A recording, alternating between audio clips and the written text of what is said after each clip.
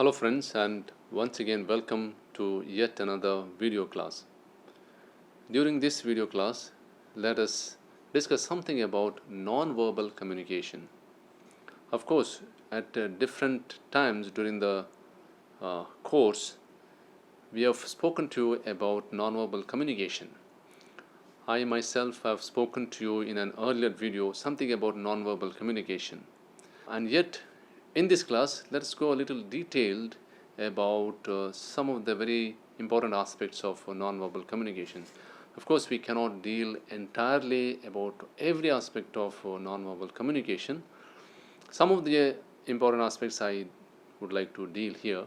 The rest of it you can read on your own in the links given below. As I had said in an earlier video, much of our communication is non-verbal communication. And that's why it is very crucial that we become aware of the different types of non-verbal communication. And when we do communication with others, we take care of our non-verbal communication as well, not just our verbal communication. So the most important non-verbal communications are, first of all, your facial expressions, your gestures and postures, paralinguistics, proxemics, eye contact, haptics, and appearance. So these are the most important non-verbal communications or different types of non-verbal communication that we have. There could be many more, but this video doesn't lend itself to discussing widely about various types of non-verbal communication. So let me restrict myself to only these many types of non-verbal communication. Let me begin with the appearance. Sometimes you may say, I don't care how I appear.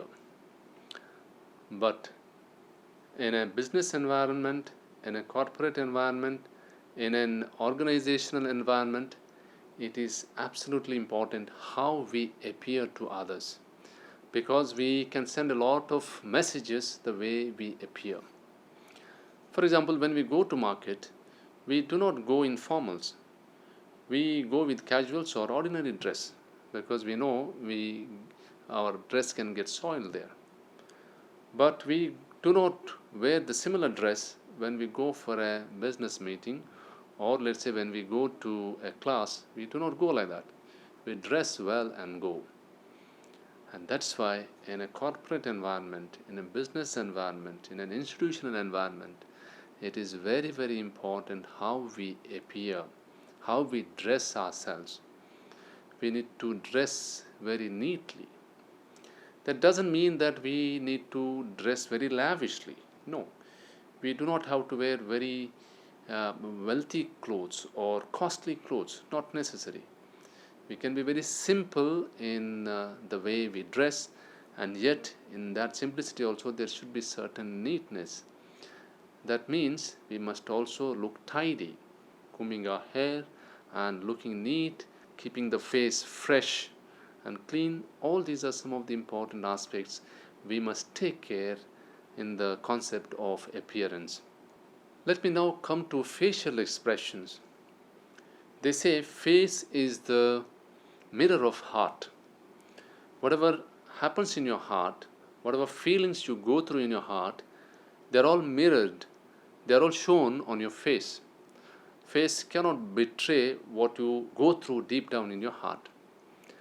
And that's why it is important to become aware of our feelings, what we go through deep within our heart, because all that is shown on our face.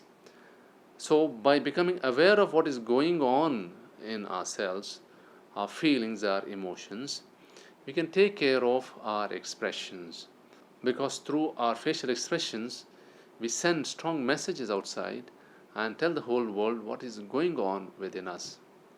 Gestures and postures go hand in hand. When we listen to somebody, we do not only listen to what the person is saying, we also look at his or her gestures and postures, the way the person communicates through his movement of hands, movement of his body, and other gestures and postures. Because these gestures and postures communicate a lot.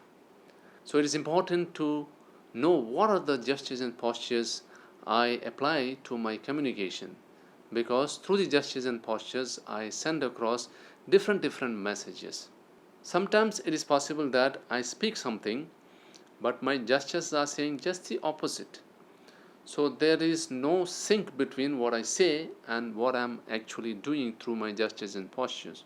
At times, it is also true that some people speak more through their bodies rather than their voice. So, managing gestures and postures and body movements is decisive in effective communication. Of course, sometimes we must be very careful in what gestures and postures we do, because we can be, without our awareness, theatrical in our gestures and postures. So, it is important to be aware of it. Paralinguistics is yet another concept in nonverbal communication. It has to do with the tone and tenor of my voice. How do I speak to the other person? Do I raise my voice when it is not needed? Or do I become very soft when I'm called to be loud? So it all depends on the science of tone and tenor of my voice. Last time in one of the videos I was telling you that how it is important to not just worry about what I say, but how I say. So how I say is as important as what I say. Now when I'm going through strong emotions within myself, like anger or revengefulness and so on, I can express it differently through my voice. I need not upset or offend the other person just because I'm going through those strong emotions. And that's why it is important to take care of the tone and tenor of my voice. Similarly, the decibel level I need while speaking one to one is not the same when I'm speaking to a group. When I'm speaking one to one, I need maybe lower decibels. But when I'm speaking to a group, I need to increase the decibel level of my voice. This difference we must always understand. Otherwise, what happens is we do not have control over the tone of my voice, decibel level of my voice. Proxemics has to do with space. While communicating, especially let us say when I communicate one on one, or even let's say to a small group, I need to keep that distance, keep that space. I should not intrude into the space of the other person. Normally they say you need to keep a distance of at least 2 feet while talking to the other person. Of course, during these days of COVID-19, we are becoming increasingly aware of the distance that we must maintain while talking to each other. But even otherwise also, it is important not to intrude into the space of the other. And that is what is known as proxemics. We need to keep distance. We should not intrude and intimidate the other person when we are talking to him or her.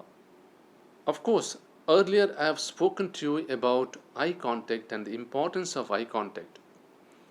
When we are speaking in a group or even one on one, the importance of eye contact is not undermined. Eye contact is absolutely essential. But there's a difference between eye contact and staring. I can look at the other person, but sometimes I can stare at the other person. Staring is actually not allowed, especially while communicating. Because staring can be intimidating. You can frighten the other person, or you can confuse the other person by staring at him or her. But eye contact can be very pleasant. Your eyes can communicate a lot of good feelings. They may communicate pleasantness. They may communicate friendliness. They may communicate even compassion. So, eye contact allows you to communicate a lot more than what you are actually saying through your words. Haptics is communicating through touch. Of course, during these days of COVID-19, we are little too sensitive about touch. We are in fact anxious or worried about anybody touching us or we touching anybody. But even then, sometimes touch also matters. In our Indian culture, normally touch is through handshakes. Rarely do we hug each other. Maybe in our friendly circles we hug each other. Otherwise, it is handshakes.